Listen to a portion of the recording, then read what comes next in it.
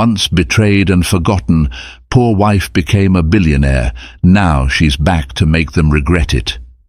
They said she was nothing but a naive girl, a foolish bride with empty pockets and grand dreams, nothing more than a stepping stone for a powerful family.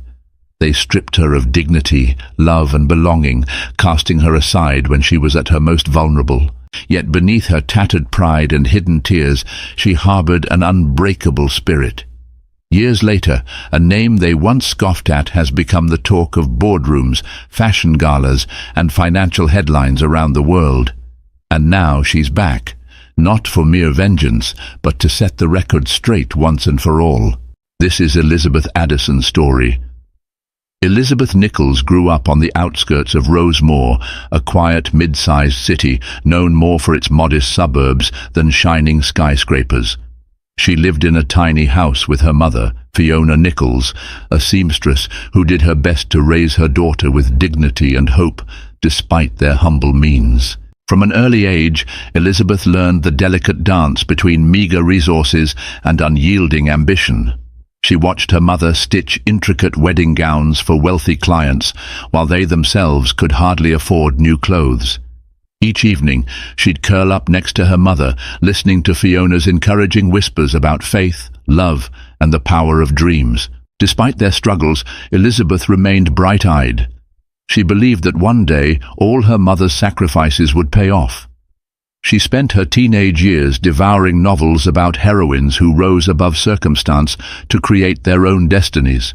The characters' triumphs fueled Elizabeth's fervent wish for a future where she would not only stand on her own feet, but also lift her mother out of poverty. It was in her first year of college that she met Daniel Addison.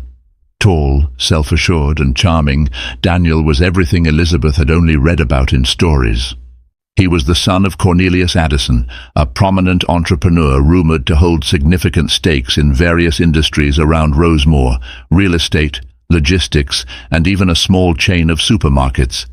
Yet Daniel never flaunted his family's wealth when he first encountered Elizabeth at a campus volunteering event.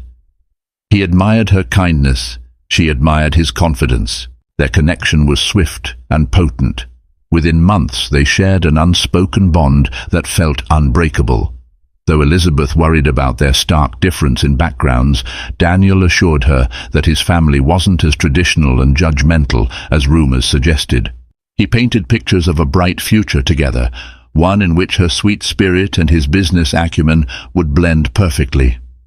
When Elizabeth introduced Daniel to her mother Fiona, she saw the spark of hope in Fiona's eyes. Fiona took Daniel's hand and said, "Take care of my girl. She's all I have." Daniel responded with what seemed to be genuine warmth, promising to support Elizabeth's dreams just as much as his own. Her mother's blessing and Daniel's reassurance calmed Elizabeth's lingering doubts. But all was not well in the Addison household. Unbeknownst to Elizabeth, Daniel's mother, Catherine Addison, harbored reservations about her son's new girlfriend. She had heard from her social circle that Elizabeth was poor, practically penniless aside from her scholarship. Catherine believed that the Addison name deserved a more refined match, someone from a family of equal stature. Daniel's father, Cornelius, was marginally more open-minded but still believed that marriage was as much a financial alliance as it was a union of love. However, Daniel seemed to overlook his parents' hushed disapproval. He proposed to Elizabeth soon after they graduated, an intimate affair by the lakeside, where he presented her with a modest but meaningful ring. Tears stung Elizabeth's eyes as she agreed, convinced that she had found her forever partner. The wedding planning commenced. They opted for a small ceremony in a local chapel, wanting something that felt personal. Fiona hand-sewed Elizabeth's wedding gown, putting all her love and skill into every stitch.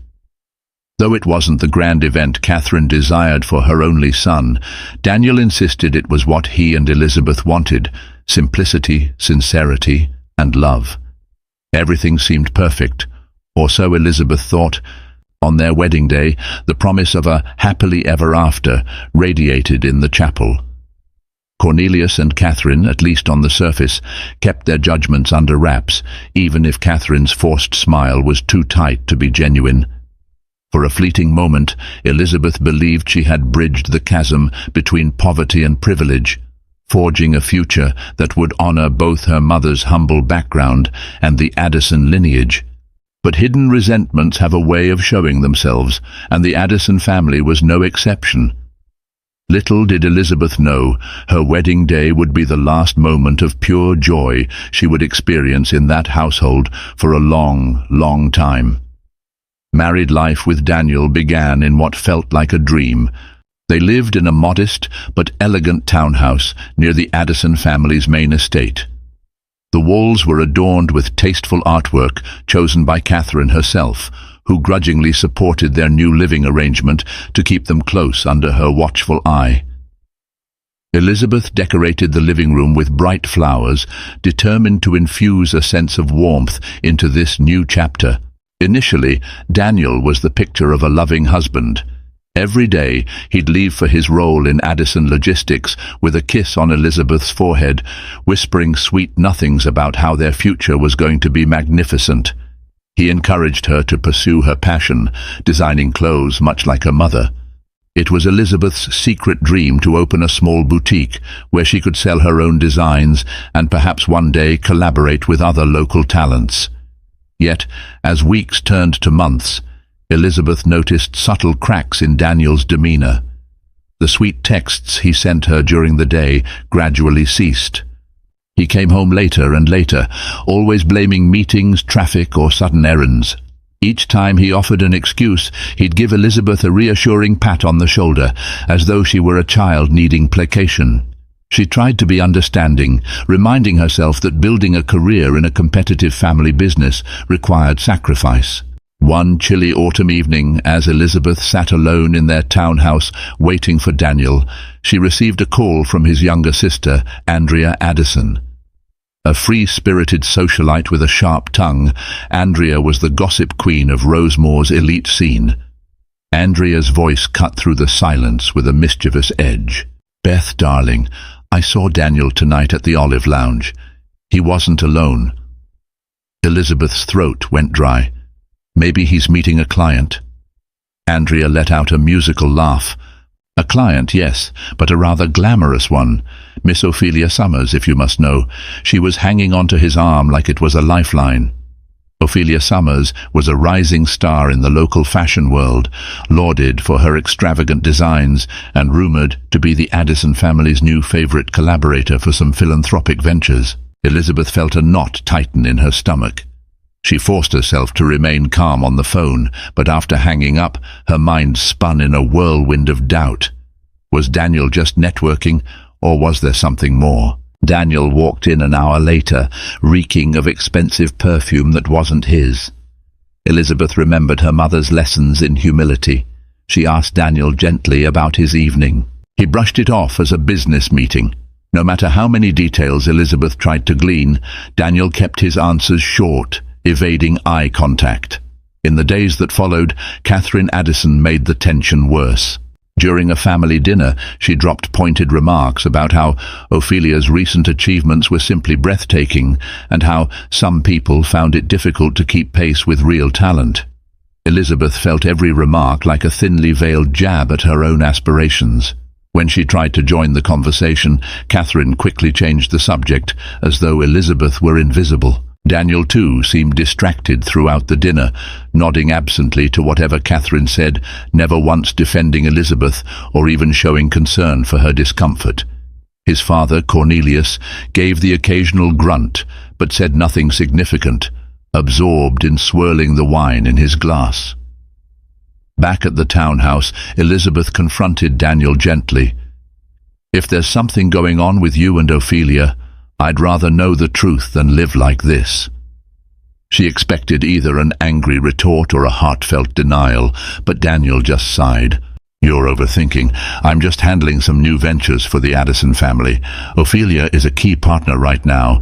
My parents want me to ensure things go smoothly, that's all." His words didn't soothe her growing unease, but Elizabeth, ever trusting, desperately wanted to believe him. She surrendered to the comfort of the half-truth he offered. After all, she loved Daniel, and love often demands hope in the face of glaring uncertainties. But the Addison mansion was rife with hushed conversations and predatory smiles whenever Elizabeth stepped foot in it. Even the household staff seemed to pity her, glancing away when she walked past. She felt suffocated, perpetually on the outside looking in. Andrea's cryptic hints, Catherine's coldness, and Daniel's shifting eyes all spoke of secrets that threatened the fragile foundation of Elizabeth's new life. Still, Elizabeth clung to the promise of that wedding day, the vow that Daniel would stand by her side, building a life fueled by both love and dreams. Little did she know, the seeds of betrayal had already begun to sprout, and her trust in Daniel was about to be tested in ways she never saw coming. The turning point arrived on a stormy evening in late November. Elizabeth had been working on her sketches for a potential boutique collection, simple yet elegant dresses inspired by her mother's seamstress legacy. She was excited to show Daniel, hoping her passion could mend the rift growing between them. But as time ticked by, the rain outside turned into a deluge, and Daniel still wasn't home. She tried calling his phone multiple times. Voicemail. Texts went unanswered.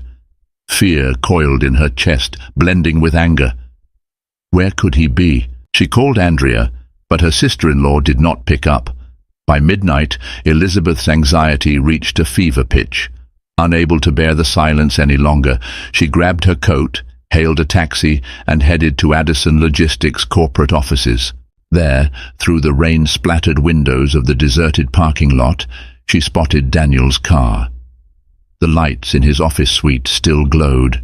With her heart pounding, she ascended in the elevator. As she reached the corridor, low voices echoed from behind the door. She recognized Daniel's voice and Ophelia Summers's laughter. Elizabeth pressed her ear to the door, her hand trembling on the handle. She wanted to barge in, but fear of what she might see gripped her like a vice. Ophelia's voice drifted out, seductive and confident. "You know, darling, you can't keep up this charade forever. Once our deal is through, you'll be free, free to be with me, free to pursue whatever your heart desires." Elizabeth felt her stomach twist. Daniel's reply, though muffled, was telling. "Ophelia, you know my family expects me to keep up appearances. My father was adamant that the marriage made us look grounded, but it's been nothing but a drag on my ambitions." Tears welled in Elizabeth's eyes. She heard the rustle of movement, the unmistakable sound of a kiss. Fury, heartbreak, and disbelief swirled inside her. She pushed open the door. The scene confirmed her worst suspicions. Daniel and Ophelia locked in an embrace, a bottle of champagne on the table. Shock painted their faces when they saw Elizabeth standing in the threshold, drenched from the rain, eyes brimming with betrayal. Daniel sputtered, "Elizabeth, I can explain." Ophelia merely folded her arms, smirking, as though she relished the moment. "Well, this is awkward," she said with shameless nonchalance. Without waiting to hear more, Elizabeth spun on her heels and ran. She stumbled into the elevator, tears blurring her vision. Daniel chased after her, but was too slow. By the time the elevator doors opened at the lobby, Elizabeth was already sprinting into the storm. Back at the townhouse, Elizabeth's grief transformed into determination. She refused to stay in a sham marriage. She packed a small suitcase, heart shattering with every item she grabbed. For a moment, she paused over her wedding ring. How could something that once symbolized love now feel like a heavy shackle? She tossed it on the kitchen countertop, just as Daniel burst through the front door, water dripping from his coat. His eyes flickered from her suitcase to the ring. A flash of panic crossed his face, but he tried to maintain composure. "Look, it's not what it seems. You have to hear me out." Elizabeth clenched her fists. "I heard everything," she hissed. "I was just a convenient placeholder, wasn't I? The poor girl who made you look compassionate to your parents, made you seem grounded in front of potential investors, while Ophelia was the real deal." He tried to approach her, but she stepped back. "Don't you dare come closer," she spat, tears streaking down her cheeks. "You fooled me into loving you." A bitter laugh escaped Daniel's lips. "You think this is just about love? My father's business was at stake. The Addison name was losing favor with the public. We needed to polish our image, and your sweet rags-to-riches story was perfect. You benefited too. You were no longer struggling for rent, were you?" Elizabeth felt as though she'd been punched in the gut. The cruelty in his words was unimaginable. "Then you shouldn't mind if I leave," she said, fighting to keep her voice steady. Daniel, seemingly caught off guard by her resolve, looked momentarily stricken. "Fine," he mumbled, though a flicker of regret lurked in his eyes. "Do what you want." She walked out into the rain. The final image burned into her mind. Daniel standing in the living room, ring on the countertop, remnants of a marriage now irreparably broken. Elizabeth had no clue where she would go. The only thing she knew for certain was that the life she once cherished was over. The Addison family might have branded her as disposable, but they had yet to see the fire that heartbreak can ignite. Elizabeth found herself at Rosemore Station, suitcase in hand, battered by both the storm and the anguish flooding her heart. The train station's fluorescent lights buzzed overhead, offering little comfort. She had no plan, no home, and no sense of direction. What she did have was a phone, clutched tightly in her trembling fingers. She dialed her mother's number. Fiona Nichols answered on the third ring, and the soothing warmth of her voice was all it took for Elizabeth to break down completely. She told her mother everything about Daniel's betrayal, the heartbreak, the lies. Fiona, devastated yet supportive, told her to come home. But Elizabeth refused. She knew her mother's tiny rental space barely had room for one, let alone two. Fiona was already working extra shifts at the tailor shop just to keep up with her medication bills. "I'll figure something out," Elizabeth managed between sobs. "I'll keep you posted, Mom. I just need some space to think." She hung up before her mother could protest further. Deep down, she was determined not to burden Fiona with her mess. She had to stand on her own 2 feet now. As she paced the station, her tears eventually subsiding into a hollow exhaustion, a voice called out, "Elizabeth? Is that really you?" Turning around, she came face to face with James Henderson, a former college acquaintance. They had volunteered together during orientation week, but lost touch after graduation. James had always admired her dedication to social causes, and they'd shared occasional conversations about life's aspirations and small campus gossip. Wearing a worn-out leather jacket and carrying an old messenger bag, James looked at Elizabeth's tear-stained face and the suitcase by her side with immediate concern. "Are you okay?" he asked softly, leading her to a nearby bench. The story spilled out of her in broken fragments: betrayal, heartbreak, humiliation. Throughout her explanation, James listened attentively, his gaze radiating empathy.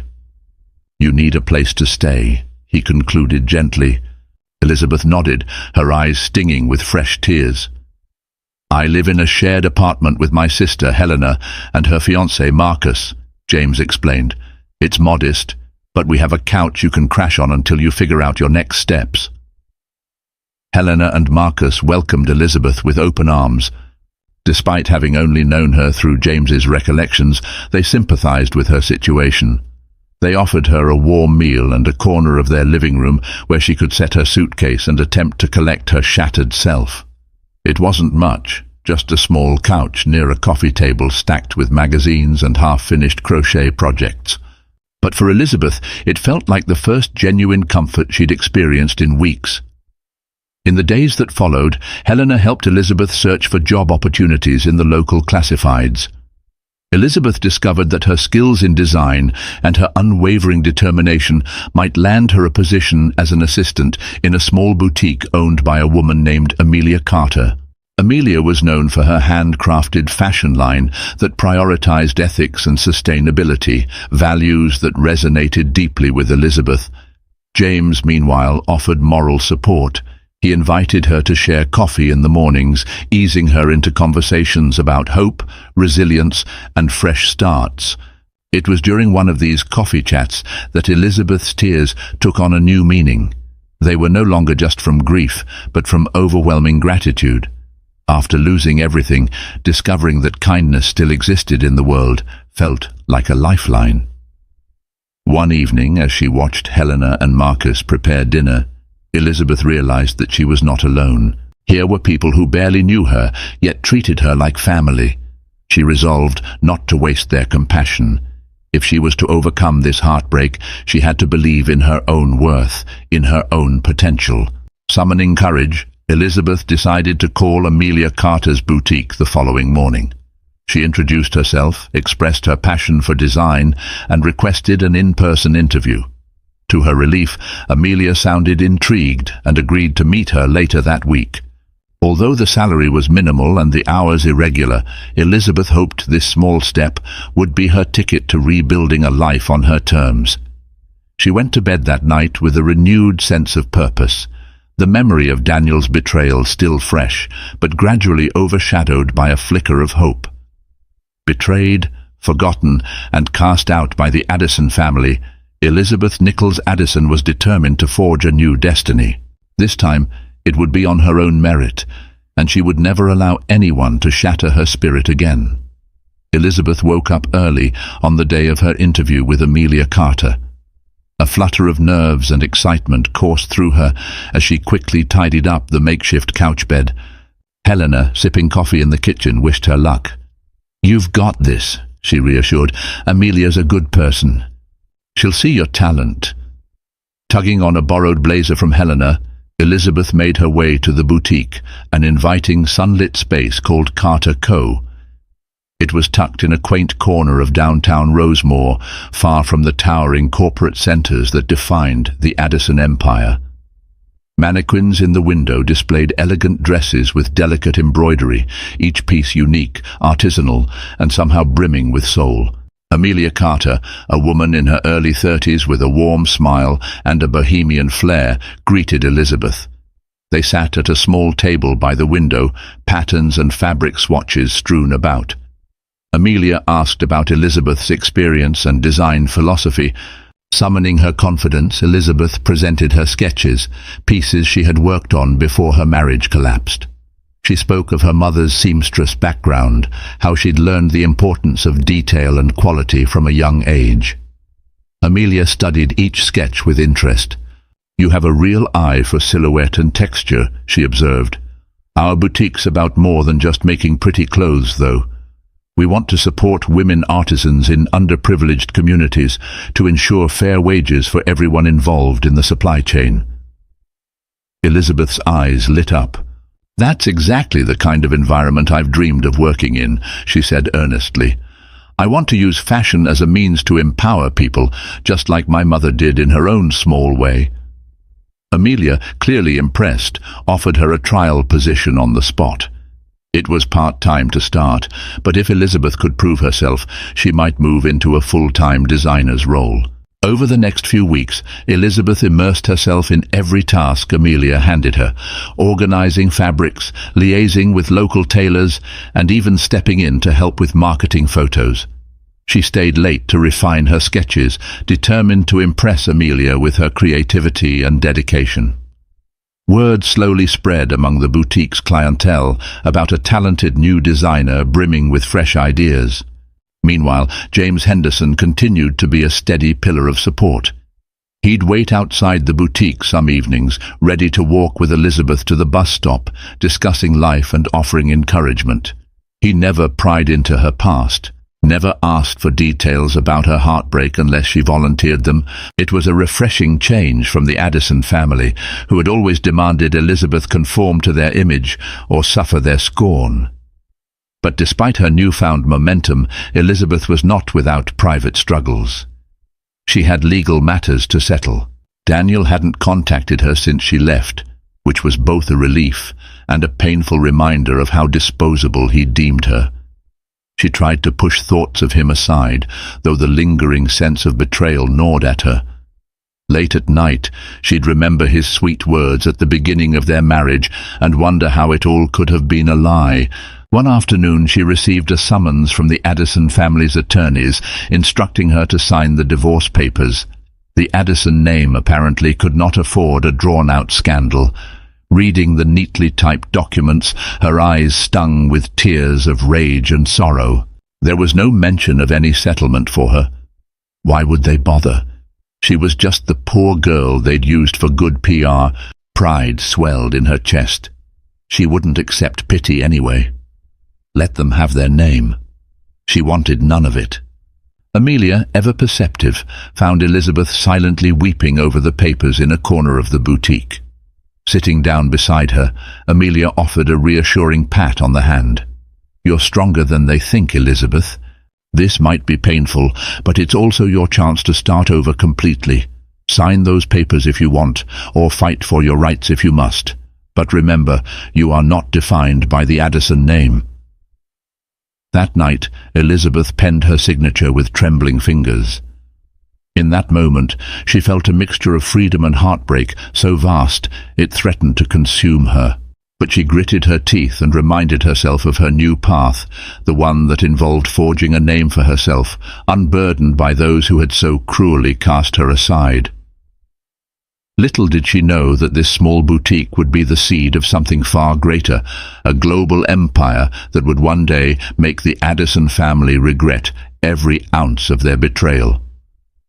Months passed, and Elizabeth poured her heart into Carter Co. Her designs caught the eye of a local fashion blogger named Jessica Montes, whose glowing reviews on social media began to attract a broader clientele. Demand soared, and Amelia expanded the boutique's online presence, featuring Elizabeth's dresses as limited edition items that sold out within hours of their release. It became clear that Elizabeth's talent was something special, and Amelia was determined to nurture it. Simultaneously, James introduced Elizabeth to a few of his connections. A long-time volunteer at various women's shelters, James believed in merging business with community outreach. He connected Elizabeth with a group of local charities that supported low-income women aspiring to learn tailoring and design. Touched by the mission, Elizabeth began hosting free workshops, teaching basic sewing and embroidery techniques. The workshops became an instant success, forging a loyal network of supporters who admired Elizabeth for her generosity and vision. Yet, the Addison shadow loomed. On a brisk Wednesday afternoon, as Elizabeth was adjusting a mannequin display, she noticed a familiar figure crossing the street toward the boutique, Andrea Addison. Andrea strutted in, looking both smug and somewhat contrite. She glanced around the store with a subtle air of superiority, though her curiosity was undeniable. Elizabeth greeted her with a polite, if cool, "Hello, Andrea. What brings you here?" Andrea's gaze traveled over racks of dresses. "Well, I heard rumors about this fancy new designer in town, and imagine my surprise when I found out it was you." Elizabeth arched an eyebrow. "I'm sure you're just dying to report back to Catherine," she said, bitterness creeping into her voice. A slight flush tinted Andrea's cheeks. "Look, I'm not here to stir the pot. Truth be told, Daniel's been difficult. He's throwing money around with Ophelia and focusing on some big expansions. Mother's health has been poor. Stress, they say. Father's not the same. And, well, the Addison name isn't exactly shining the way it used to." She paused, fiddling with the strap of her designer handbag. "I never thought you'd actually land on your feet, let alone shine like this." Elizabeth studied Andrea's face, trying to discern sincerity behind the polished veneer. "Well, you and your family taught me a lot about survival," she said tersely. "Is that all you came here for?" Andrea took in a slow breath. "I just wanted to see how you were doing. And maybe warn you, my mother might try to contact you. She still believes you owe the family an explanation for leaving so suddenly." A dry laugh escaped Elizabeth. "An explanation? I think we both know they owe me one." After Andrea left, Elizabeth's hands trembled. The encounter brought back a flood of memories she'd hoped to bury, memories of Catherine's icy disapproval, Daniel's betrayal, and the humiliating facade she'd been part of. But if the Addison family's empire was in turmoil, she felt neither schadenfreude nor sorrow. She simply felt resolved. She would continue forging her own path no matter what they thought. Soon, that path took an exciting new turn. A well-known boutique chain from the neighboring city of Belmont reached out to Amelia, expressing interest in stocking Elizabeth's designs. The buyer, impressed by the social mission behind each garment, wanted to feature Elizabeth's line in all 10 of their high-end stores. It was a monumental step up, one that required a major boost in production. With Amelia's blessing, Elizabeth recruited more local seamstresses, including some graduates from her free workshops. The new mini-collective buzzed with energy. For the first time, Elizabeth experienced the thrill of watching her designs come to life on a larger scale. She felt gratitude for Amelia's unwavering faith and a burning desire to succeed, not just to prove the Addison family wrong, but to uplift the community that had embraced her. Late nights were spent drafting business proposals, negotiating fabric deals, and strategizing marketing campaigns. James often stayed by her side, bringing sandwiches or coffee, reminding her to take breaks. On one such night, after they wrapped up a particularly grueling negotiation call, Elizabeth looked at James with a soft smile. "I couldn't have done any of this without you." He shrugged, returning her smile. "You did all this on your own, Elizabeth. I'm just here to cheer you on and help where I can." In that moment, she realized just how meaningful James's friendship had become. He was dependable, gentle, and valued her for who she was, not for what she could do for him. The contrast with Daniel's manipulative ways was stark. Still, Elizabeth kept a protective wall around her heart. Betrayal left scars, and love seemed too fragile a concept to trust again. She focused on her business, letting her ambition and creativity guide her, determined to keep her guard up. Yet little did she know, destiny had bigger plans for her heart and for her business, plans that would catapult her into a realm the Addison family never dreamed possible for the once-forgotten wife they had cast aside. 6 months into the partnership with the Belmont boutique chain, Elizabeth's designs had garnered a loyal following. Fashion influencers posted photos wearing her dresses, praising their exquisite craftsmanship and ethical production process. Online sales skyrocketed, forcing Amelia and Elizabeth to hire additional staff. To keep up with demand, they expanded the workshop space, allowing more women from disadvantaged backgrounds to learn, earn, and flourish. A pivotal moment arrived when Grace Lynn, a renowned fashion editor from Belmont magazine, visited Carter Co. The editorial staff at Belmont had been tracking Elizabeth's rise, intrigued by the rags-to-riches narrative that was quietly circulating in the fashion world. Grace spent hours talking to Elizabeth, observing her design process and meeting the seamstresses.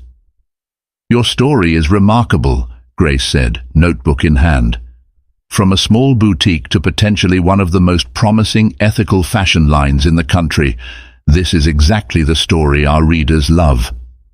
Amelia beamed with pride as Grace snapped photos and asked more questions. Elizabeth, still modest, emphasized that it was a group effort, praising Amelia, James, and everyone else who supported her. Grace nodded, duly noting Elizabeth's humility. "We're planning a multi-page feature," Grace finally revealed. "This could go nationwide if the response is good." News of the upcoming Belmont feature circulated quickly, sparking both excitement and a bit of anxiety. Elizabeth redoubled her efforts, wanting every stitch to be perfect. On a bustling Tuesday morning, as she and Amelia were reviewing final sketches for the magazine shoot, Elizabeth received an unexpected phone call. An authoritative voice introduced herself as Dr. Regina Porter from a philanthropic foundation based in New York. "We've been following your progress, Doctor," Porter explained. "Our foundation invests in women-led enterprises that prioritize social impact. We'd like to discuss a potential partnership, perhaps even significant funding to help you scale." Elizabeth felt her heart hammer. This was the kind of break that could catapult Carter Co. from a local brand to a national, even international presence. She set up a meeting, and within a week, Dr. Porter arrived in Rosemore with her associate, a shrewd but charismatic venture capitalist named Malik Davis. At the meeting, Dr. Porter's warm demeanour and genuine interest in social welfare put Elizabeth at ease. Malik, on the other hand, was more direct, asking pointed questions about profit margins, supply chains, and scalability. Elizabeth answered each question with a mix of honesty and ambition. By the end, Dr. Porter and Malik seemed thoroughly impressed. "We're prepared to invest a substantial sum," Dr. Porter said, "but we'll need more than just a boutique strategy. We need a plan that can be replicated internationally." Elizabeth exchanged glances with Amelia, both brimming with excitement. "We're open to that," Elizabeth replied confidently. "We want to bring ethically sourced materials from all over the world, empower local communities, and still maintain the couture-level quality. If you help us, we can make it happen." Within a month, the partnership was signed. Elizabeth worked day and night on a comprehensive business plan, detailing expansions in manufacturing, e-commerce, and additional training programs for underprivileged women. In exchange, the foundation provided capital, contacts, and valuable mentorship. Amelia, while proud, knew the business had grown beyond her original vision. She entrusted most decision-making to Elizabeth, recognizing that her protégé's boundless ambition could take Carter Co. to heights she never imagined. The synergy was electric. New employees were hired and production facilities were upgraded, all while preserving the personal, artisan touch that defined their brand. James came aboard full-time, overseeing community outreach and international charitable initiatives. Each day felt like a triumphant climb, a testament to Elizabeth's relentless drive and unwavering moral compass. Meanwhile, whispers of Elizabeth's meteoric rise began to reach the Addison household. Catherine Addison, worried about rumors that the brand captivating the nation was owned by her former daughter-in-law, cornered Daniel in his office. "You must put an end to this gossip," she demanded, eyes icy. "Do something. The Addison name can't be overshadowed by the woman we so graciously lifted from poverty." But Daniel, consumed by his own problems, Ophelia's extravagant spending, stalled business negotiations, could only give a non-committal shrug. "What do you expect me to do? Offer her hush money?" He smirked coldly. "Elizabeth won't be easily bought now, and frankly, my dear mother, you underestimated her from the start." Catherine's lips thinned. "Fine. Then we'll have to handle it another way." Thus, a dark cloud began gathering on the horizon. As Elizabeth prepared to take her brand to a global stage, the Addison family schemed to protect their name and erase any chance of being overshadowed. But the seeds they had sown of betrayal, greed, and underestimation were about to come back in a way they never expected. With the foundation's backing, Elizabeth launched an aggressive expansion. They partnered with ethically minded artisan groups in Kenya, Peru, and Thailand, each adding unique cultural elements to Elizabeth's designs. The brand's new name, Eleanor Rose, a combination of Fiona Nichols' middle name and the symbol of blooming hope, glittered on tags worldwide. Within a year, Elizabeth's dresses graced the runways of international fashion weeks, garnering critical acclaim for their fusion of luxury and social responsibility. Belle Monde magazine featured Elizabeth in a spectacular spread, dubbing her the heart of ethical fashion. Sales soared further, and the philanthropic wing of Eleanor Rose provided scholarships for women in underprivileged communities. Media outlets clamored for interviews. Elizabeth's journey from a simple seamstress's daughter to a global fashion mogul resonated powerfully. It was at this peak that the Addison family unleashed their plan. One morning, Elizabeth woke to a flurry of messages. A scathing article had appeared in a Rosemore business tabloid accusing Eleanor Rose of exploiting foreign labor. The piece was riddled with vague claims, referencing anonymous sources who alleged unsafe conditions in overseas workshops. Elizabeth's heart pounded. She knew every workshop was vetted and regularly audited. The entire premise of her brand revolved around fair wages and safe working conditions. Amelia, James and the team scrambled to address the allegations, gathering documentation and testimonies from artisans worldwide. They released a public statement categorically denying the claims and invited reputable journalists to visit the facilities themselves. Still, the seed of doubt had been planted in the public's mind. Investors grew wary. Dr. Porter and Malik phoned Elizabeth with concerns. "We're with you," Malik said, "but you need to handle this quickly. Public perception can topple even the strongest business if left unchecked." As Elizabeth battled the smear campaign, an unexpected ally emerged. Andrea Addison. She reached out to Elizabeth secretly, providing documents and emails indicating that Catherine had orchestrated the tabloid hit piece through a shell company affiliated with Addison Logistics. Andrea explained, "Mother wanted to discredit you, to make sure your success didn't tarnish the Addison name by comparison." Elizabeth felt a surge of anger, mingled with a grim validation. She had known Catherine was ruthless, but to sabotage an enterprise that helped so many vulnerable communities was beyond cruel. Using Andrea's evidence, Elizabeth countered the accusations publicly. Legitimate news outlets picked up the story, framing her as a businesswoman under siege by malicious rivals. Sympathy poured in from fans, activists, and even some of the Addison Logistics employees who admired Elizabeth's ethical practices. When confronted with the evidence, Catherine Addison remained defiant, refusing to comment to the press. Daniel, on the other hand, found his position in Addison Logistics precarious as the scandal dragged the family's name through the mud. Meanwhile, public sympathy for Elizabeth soared, transforming her into not just a designer, but a figure of resilience and truth in the industry. Although the smear campaign rattled Elizabeth, it also solidified her brand's reputation. In a grand gesture of transparency, Eleanor Rose opened its doors to auditors from international organizations, proving their compliance with ethical standards. The final reports were glowing, effectively discrediting Catherine's false allegations. Investors regained confidence, and consumers responded with an outpouring of support. Sales surged higher than ever before. James was with Elizabeth every step of the way, offering quiet reassurances when she'd break down in private, exhausted by the emotional toll. "You've faced betrayal before," he reminded her gently.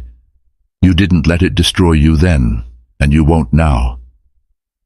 As the storm began to calm, Elizabeth found herself at yet another turning point. The brand had grown beyond the boutique's humble beginnings. It was now a global powerhouse, with Elizabeth poised to join the ranks of fashion's elite. Through it all, she remained true to her mission, merging opulence with a conscience.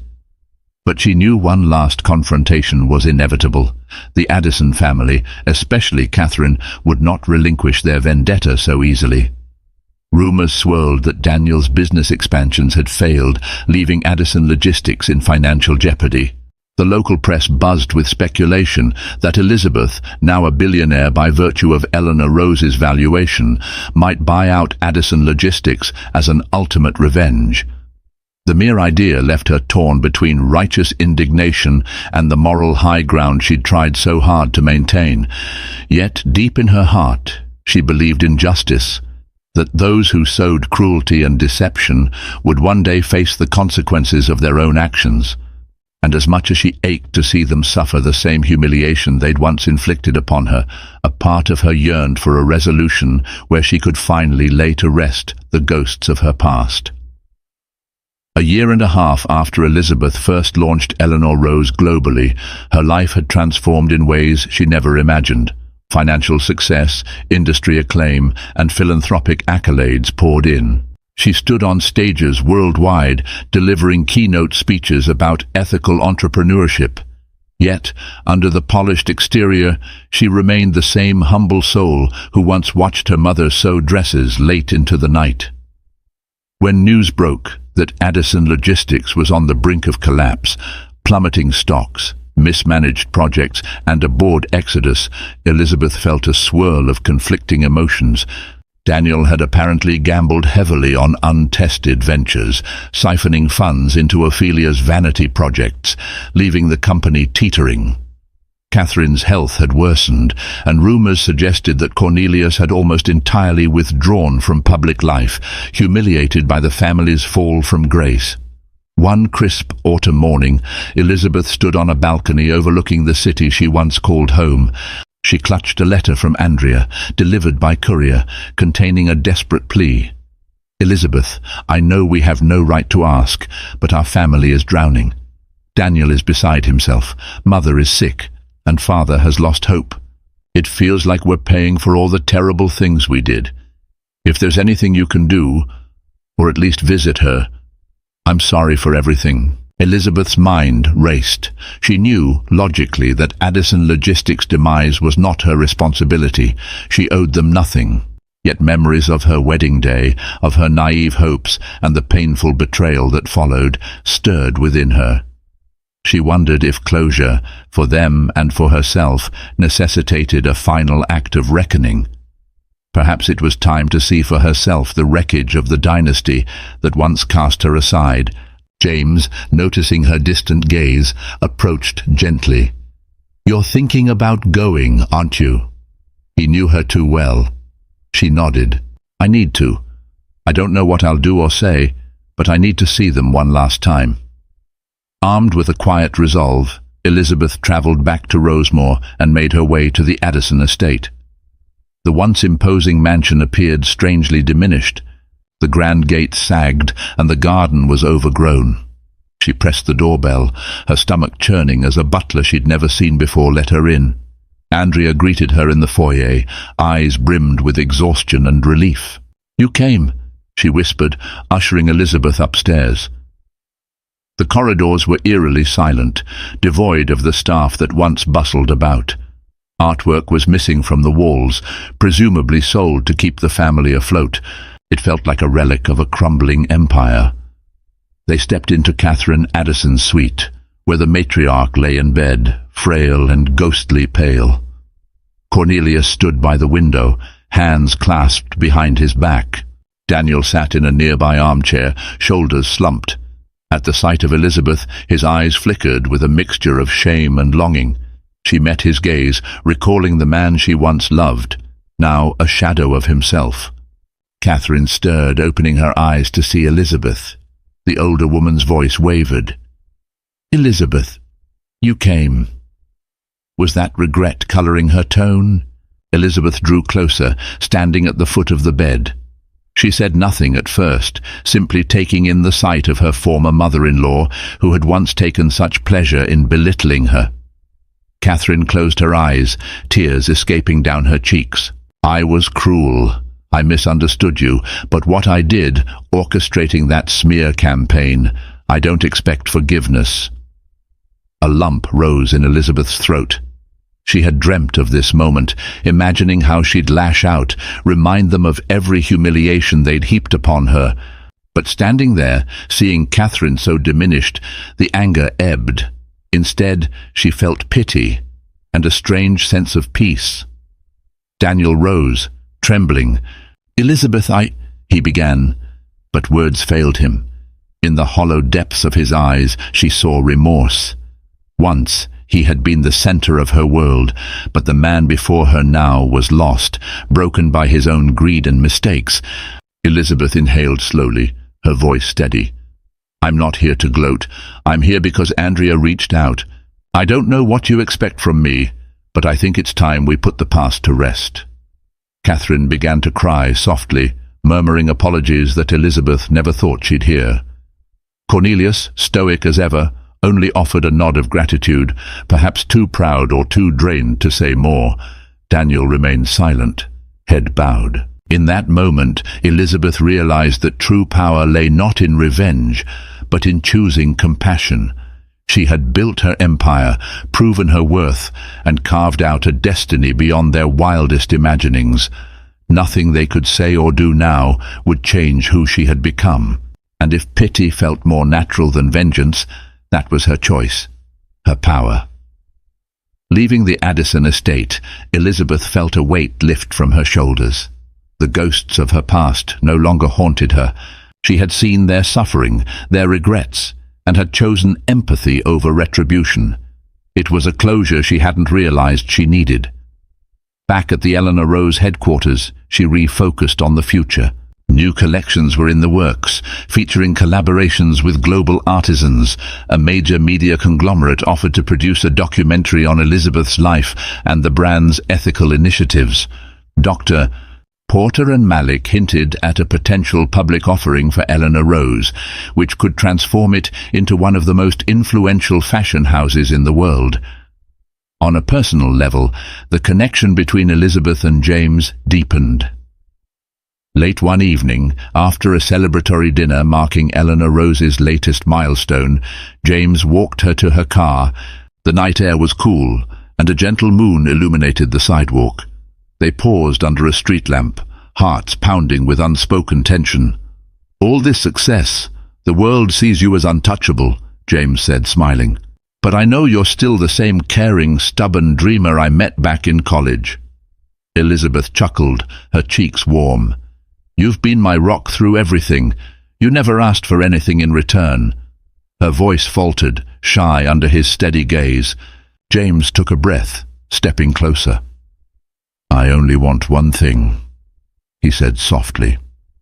Before Elizabeth could respond, he leaned in and kissed her, a tender moment that spoke of understanding, loyalty, and a love that had grown quietly over time. The next morning, Elizabeth arrived at the office with a bright smile she couldn't hide. Even her team noticed. She delved into a meeting with the board, discussing expansions into Europe and Asia. Halfway through, she received a phone call from Andrea Addison.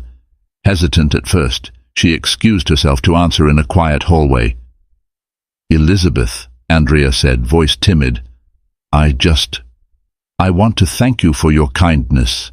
Mother's condition is stable for now, and Father, he says he's sorry for everything.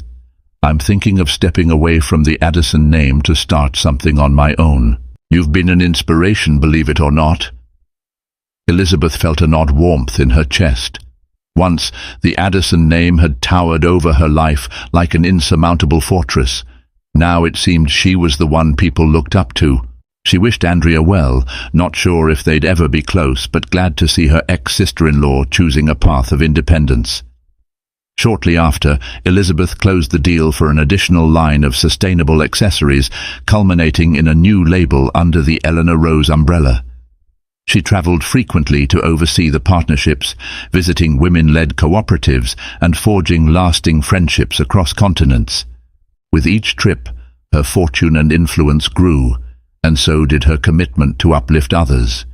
Yet, success did not erode her humility. She spent time mentoring young designers, sharing the story of how heartbreak and adversity shaped her vision. "Don't be afraid of failure or of betrayal," she often said in speeches. "They're painful, yes, but they can also awaken in you a strength you never knew you possessed." The day Eleanor Rose went public, the world watched as its stock soared, making Elizabeth a billionaire overnight.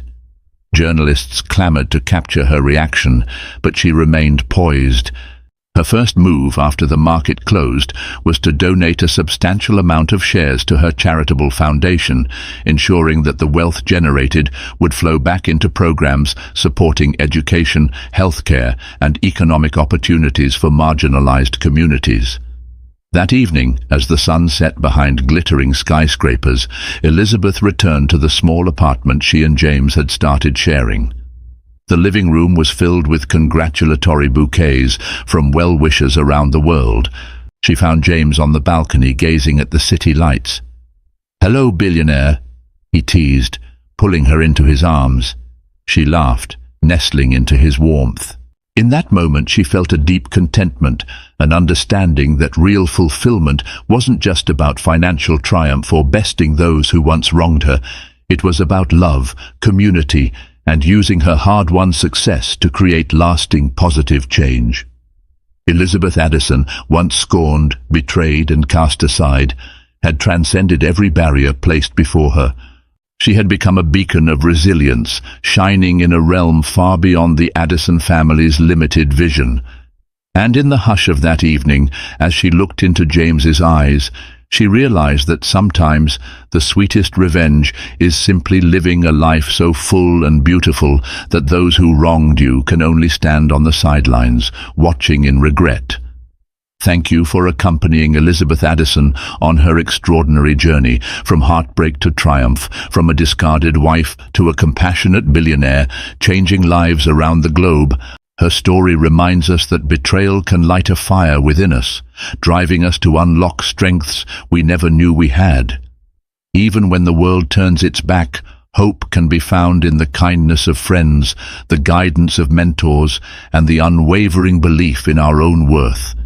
If you found inspiration in Elizabeth's courage and determination, please show your support by liking, sharing, and subscribing.